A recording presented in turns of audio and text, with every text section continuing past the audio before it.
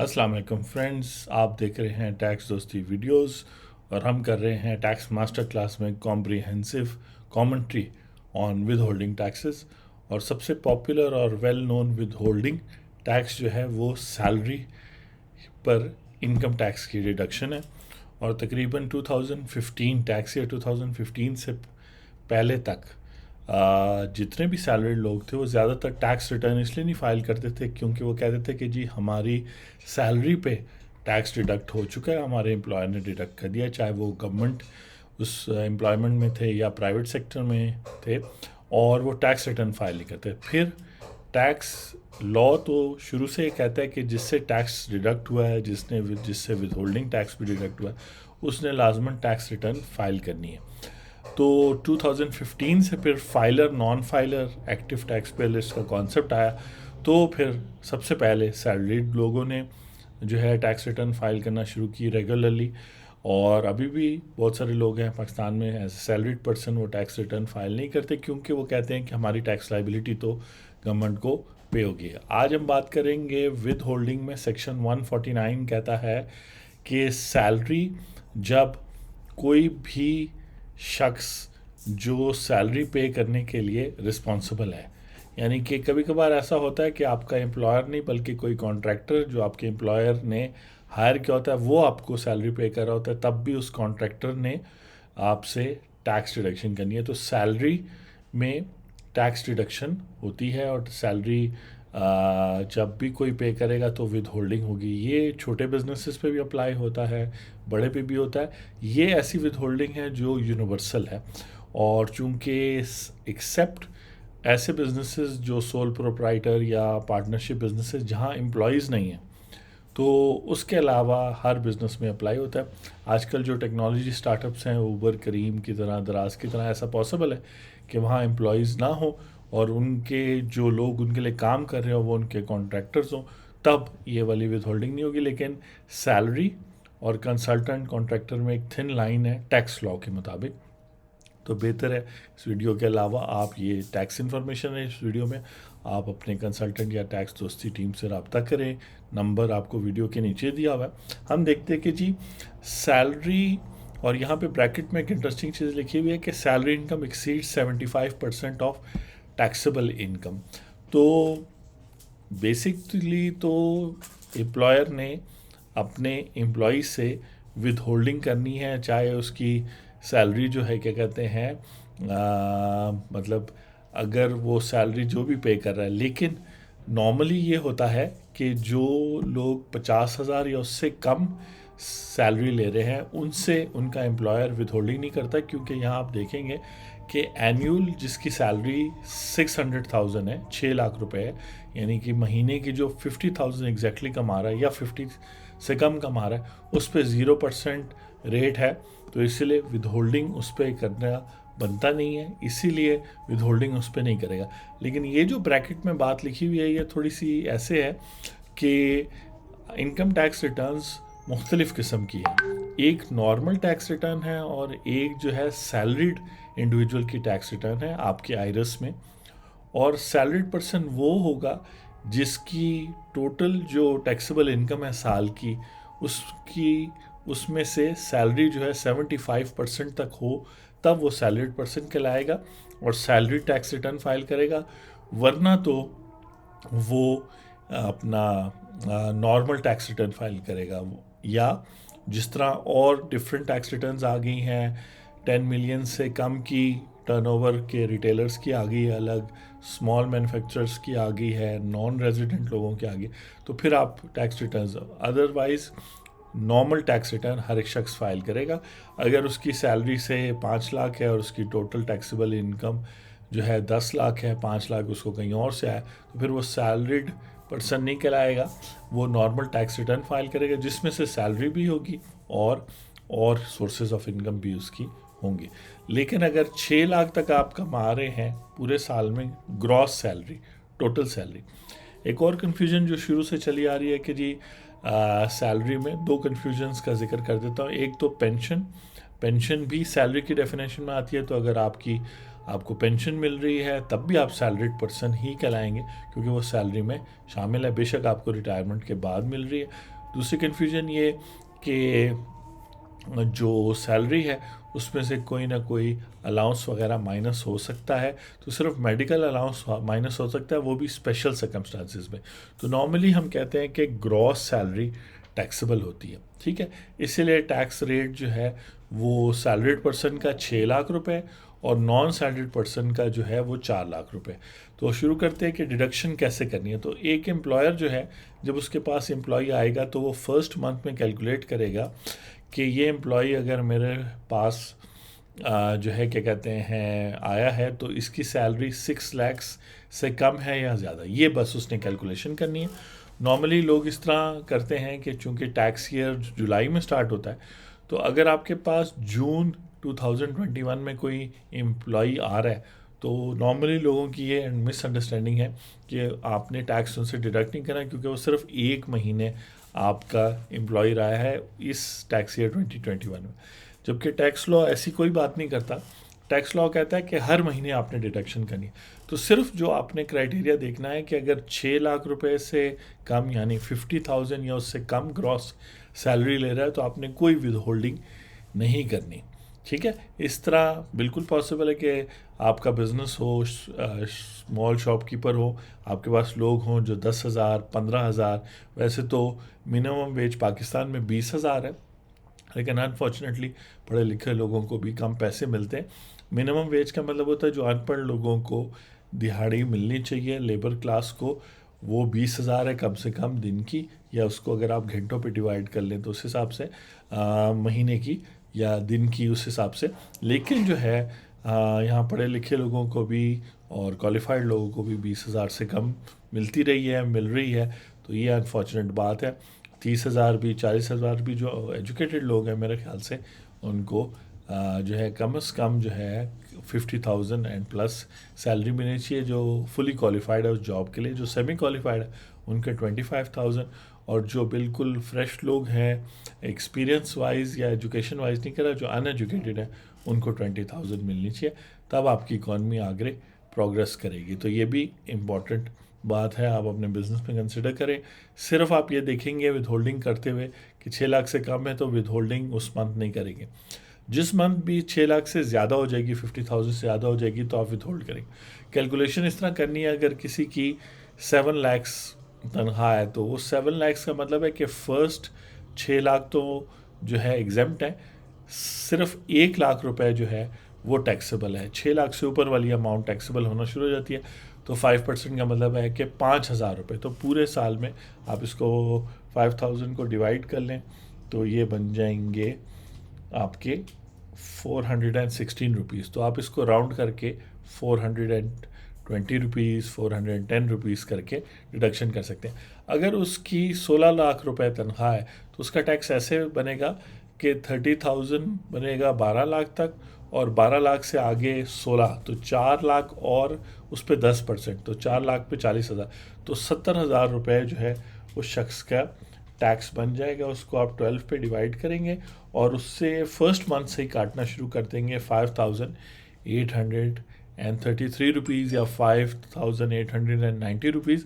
और अगले अगर महीने वो छोड़ के भी चल जाता है या अगर वो पूरे टैक्स ईयर में काम नहीं भी करता, आपने इस स्टैंडर्ड रेट से करना, क्योंकि बाद में उस शख्स को काफ़ी प्रॉब्लम्स होती हैं। क्योंकि हमारे यहाँ आदत नहीं है टैक्स सीज़न में टैक्स रिटर्न तो लोग फाइल कर रहे हैं, लेकिन लोगों को अगर टैक्स लाइबिलिटी अचानक उन पर आ जाए तो उनको मुश्किल होगी ईयर एंड पे लमसम पेमेंट करने की। अच्छा, ये जो हम KPMG का टैक्स कार्ड देख रहे हैं with holding taxes tax year 2022 के लिए, उसमें यहाँ पे उन्होंने कहा है इंडिविजुअल्स के हवाले से बात हुई है कंपनी, तो इंडिविजुअल्स के लिए जितना भी ये टैक्स कटेगा, ज़ाहिर बात है यहाँ पर मैंने कहा जैसे 416 ये 16 लाख पर 5,000, तो आप इस तरह से कैलकुलेट कर सकते हैं। तो वो जो है एडजस्टेबल होगा, और एडजस्टेबल का मतलब है कि वो शख्स हो सकता है वो सैलरी और जगहों से भी ले रहा हो, और वो सारी सैलरीज ऐड होके एक टोटल सैलरी बनेगी। और कभी कभार होता ये है कि लोग एक जगह से सैलरी लेते हैं वो 18 लाख रुपए बन जाती है, तो उसके ऊपर जो है वो या 90,000 रुपीज़ के हिसाब से डिडक्शन होती है। वो कहीं और सेकंड जॉब कर रहे होते हैं, तो वो लोग भी फिर 6 लाख वाली लिमिट से स्टार्ट करते हैं। उन एम्प्लॉयज़ को चाहिए कि ऑलरेडी बताए अगर पॉसिबल है कि जी मेरे तो जॉब 1 से 18 लाख आ जाएंगे, अब आप 18 लाख से आगे के हिसाब से डिडक्शन करें।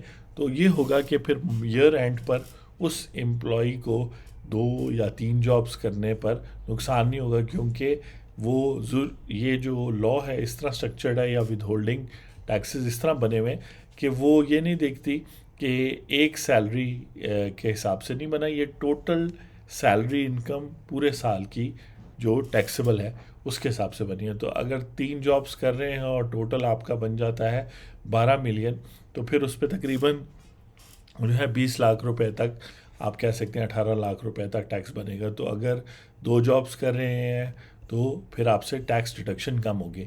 जो एम्प्लॉयर है वो अपनी अपनी जिम्मेदारी पूरी कर चुका होगा। अगर वो गलती से आपको ये 6 लाख का बेनिफिट दे दे सेकंड वाला एम्प्लॉयर, तो वो गलती नहीं कर रहा होगा, लेकिन आपको आखिर में कैश फ्लो का इशू आएगा, टैक्स पेमेंट का इशू आएगा। तो बेहतर है अपने एम्प्लॉयर को अगर आप कर सकते हैं तो बताएं।